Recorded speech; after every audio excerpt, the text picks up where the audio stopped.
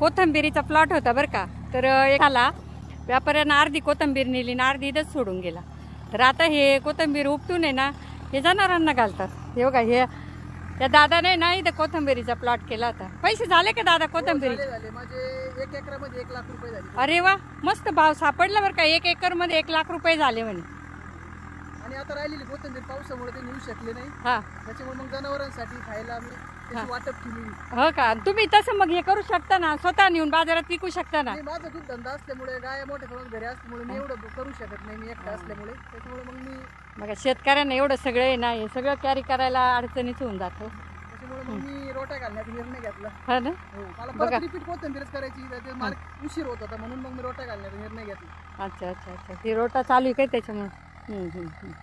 आणि हे काय आता हे जनावरांना चारा काढतायत मस्त. पण दादा तुझ्याकडे पाहून तू एक आधुनिक शेतकरी हा, मस्त पैसा वसूल. हा, 40 दिवसात 1 लाखाचं उत्पन्न काढलं. म्हणजे असे शेतकरी जर असले ना, डोक्यानं काम केलं ना, कोण म्हणतं शेती तोट्यात आहे. बघा ग्रॅज्युएशन पूर्ण झालेलं आहे, सर्व्हिस करून शेती पण बघतो. या दादाचं कौतुक बरं का. याचं सगळ्यांनी माझी मिसेस सगळी पाणी न भरलेलं. हे बघा हे मिसेस आहे त्यांच्या म्हणे सगळं कोथंबिरीचं पाणी वगैरे भरलंय. परत मी कामाला गेल्यानंतर जी काही निगा राखायची असते ती केली. मग ताई कोथंबिरीचे पैसे झाले तुम्हाला किती मिळाले?